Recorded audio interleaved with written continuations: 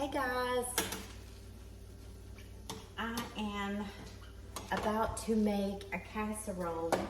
I've already gotten started. I've got 1 pound of ground turkey in my skillet that I've already rinsed off and drained the fat off of. I like to do that. I just don't want all that fat in my recipe, especially in a casserole. And I'm going to add a half of a yellow onion that I diced to this. Okay, so my onions are looking good, and now we are just going to simply throw this casserole together. You are not gonna believe how easy this casserole is, and let's get to it. First, we're gonna start out by oiling down a 8 by 11 baking dish. And I just used some olive oil and a paper towel for that. And if you are following along with me, we are just gonna put this ground turkey and onions in the bottom of this 8 by 11. You can use leftover pinto beans for this, it works great, but I hadn't made any recently, so I just used canned pinto beans.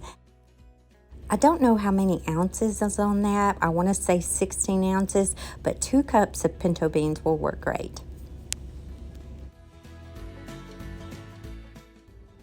Next, we're going to add 1 10-ounce can of diced tomatoes with green chilies. If you are someone who stays away from spicy food, then you can always just add tomatoes, diced tomatoes. We are going to add 1 package of taco seasoning mix.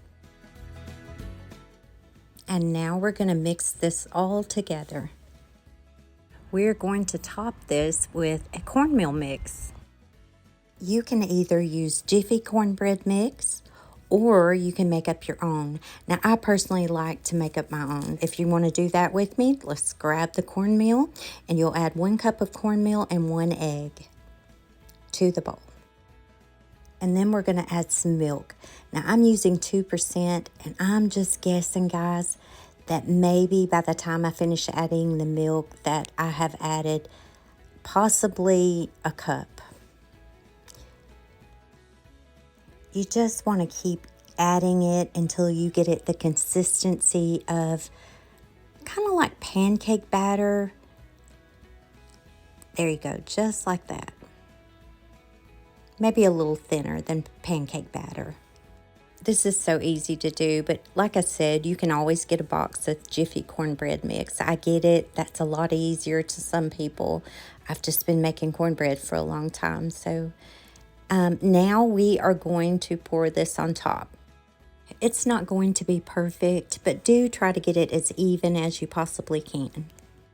I love this casserole. It is so easy, and you can make it 2 different ways.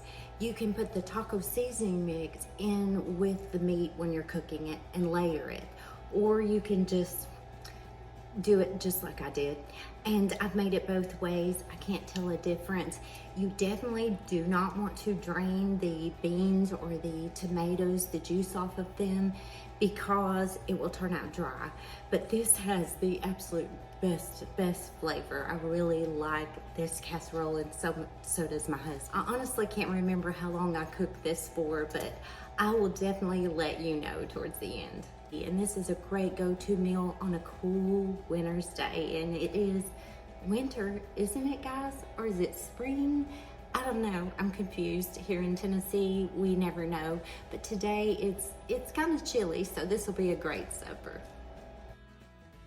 And voila, 50 minutes later, I cooked this on 350 degrees. Here it is. This was so good.